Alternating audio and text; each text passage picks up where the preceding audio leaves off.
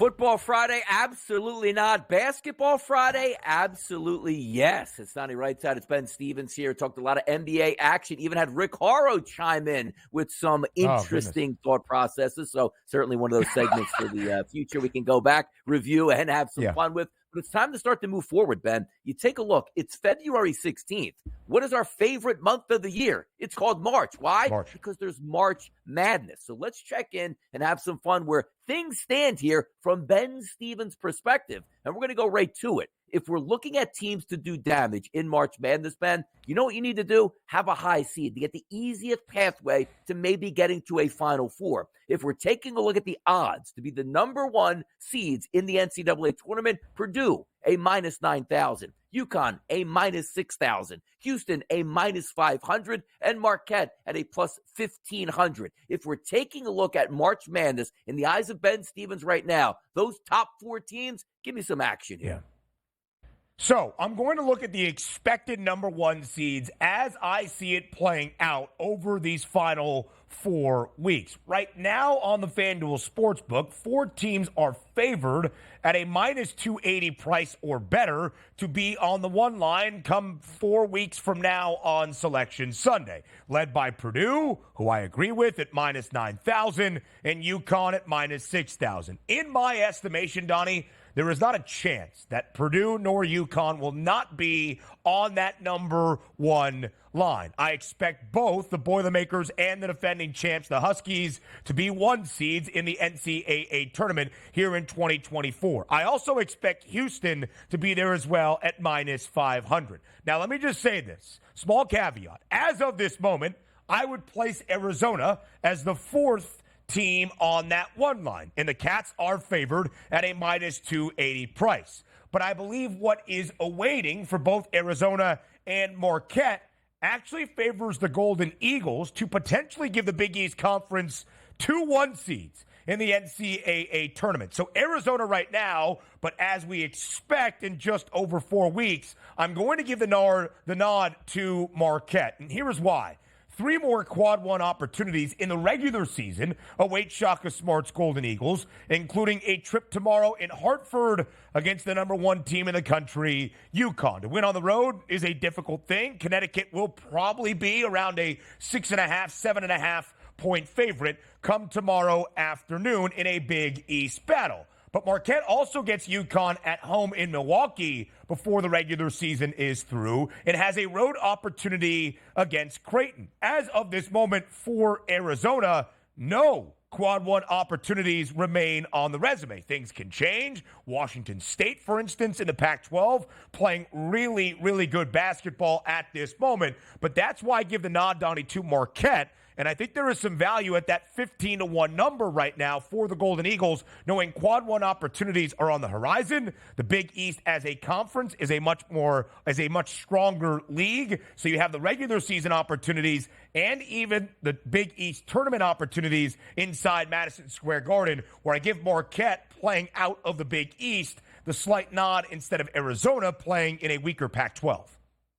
Yeah, it's a good point you bring up, too, because it's great to have this conversation on a Friday before Marquette and UConn tangle tomorrow on a Saturday, and then also, as we know, the conference tournaments at the end of the season. Now, you did bring up Arizona. It'd be interesting if you think that they can possibly get to the Final Four, because if they do, not really home court advantage per se, but that Final Four, Glendale, Arizona. So something to keep an eye on if those Arizona faithful will show up in waves out there if they do make it to the Final Four. So let's talk some Final Four action. Now, again, we're midway through February. A lot has to be worked out here. But if I ask you, Ben Stevens, who's in your Final Four right now?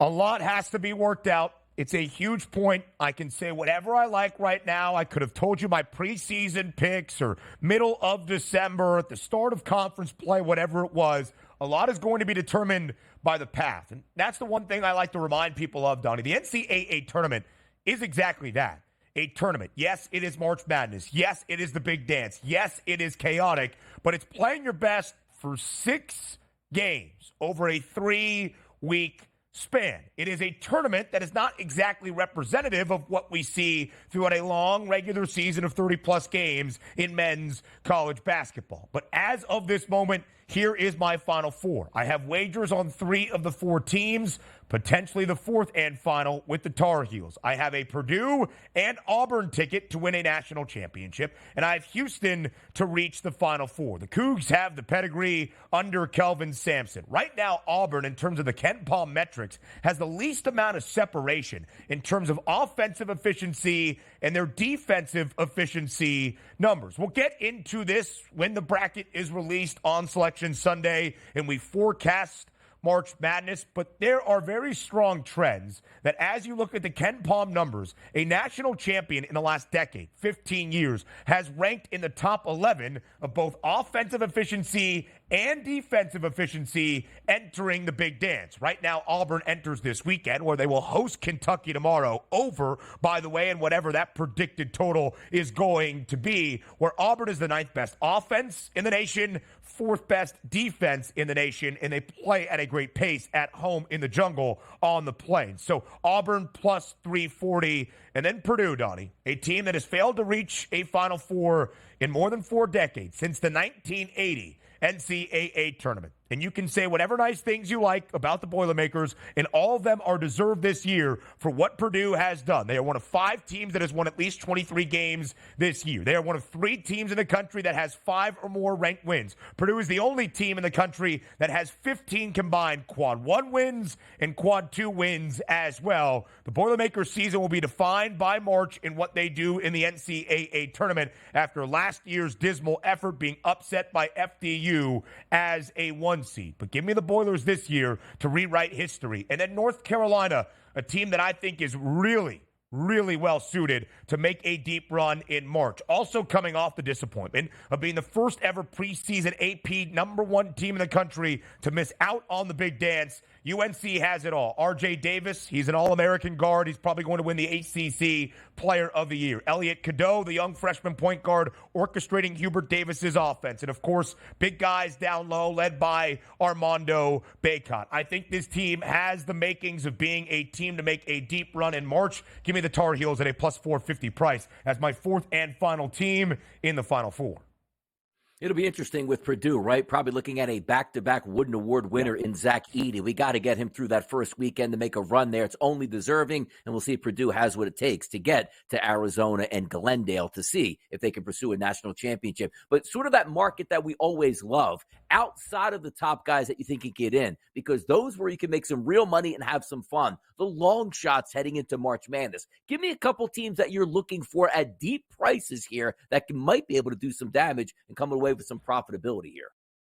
So we'll go 2 power conference teams, 2 mid-major teams. I think you should keep an eye on to maybe make some runs if you bet them now and then cash out. I don't think they're going to win national championships by any means. So let's start power conference, high major level. The Big East is defined by its 2 teams at the top, UConn and Marquette. And just behind that, I'd give a nod to the Creighton Blue Jays. Just a couple of points away last year in the Elite 8 from making the program's first ever Final Four. 45-1 for Creighton. Again, all of the makings of a team that can make a deep run in the tournament. And then how about the number 4 team in the preseason that is starting to look like the number 4 team in the preseason, the Michigan State Spartans. 9-7 DRS on January 11th. Just 1-4 in Big Ten play. The worst start in the nearly 3 decades in East Lansing under Tom Izzo in the Spartans' first 5 conference games. They have rallied since then. They have won 7 of their last 9 games, and they have covered in 6 of those 7 wins. So I like Michigan State 50-1, Creighton 45-1 to maybe find some profitability in the NCAA tournament. Now we go mid-major level. Robbie Avila. He is going to be a guy that everybody knows. You've probably seen him already. He doesn't look like the most natural athlete with the rec specs for Indiana State, but a team that, yes, did lose earlier this week, but was ranked in the top 25. Indiana State is a team that, based on the metrics and the production of Avila and others, I think can make some noise in the NCAA tournament. Robbie Avila right now averaging 17 points per game and 8 rebounds, both top 10 in the Missouri Valley. 100-1 on the school that Larry Bird made famous at Indiana State. And keep an eye on McNeese as well. 200-1. First year under Will Wade, the bag man himself, who was a great basketball coach, a quad 1 win, for McNeese, which doesn't often happen at that level of college basketball. Here in the D1 men's college hoops level, McNeese a quad one win to start off their season on the road at VCU. Also a road win against Michigan. The resume is impressive. McNeese, one of those 5 teams alongside Purdue, or McNeese and Indiana State, rather, 2 of 7 teams in the country that have won at least 22 games. Indiana State and McNeese, 2 mid-major teams to keep an eye on with some big plus money prices at this moment. Number 1 seeds, Final Four odds, long shots here leads us right into who's actually going to cut the nets down in March Madness. Top teams there, Connecticut, Purdue, plus 650 in their price markets. Houston, 9-1, Arizona, 11-1. Any thoughts right now, Ben, on cutting the nets down in Glendale? Yeah, I think when you look at Connecticut and Purdue right now, Donnie, I'm not sure there's a ton of value. Their numbers are going to get shorter probably by the time we reach Selection Sunday, but you want to see what that path looks like at the top half of their bracket if they are both on the one line as we expect. I think some of those big plus money prices, 45-1 on Creighton. Keep an eye on Wisconsin. 45-1, a veteran-laden team as well. That's where you can still find some value in those national title odds. It's a huge weekend in college basketball, but it's also All-Star weekend in the association. In Indianapolis, we go next.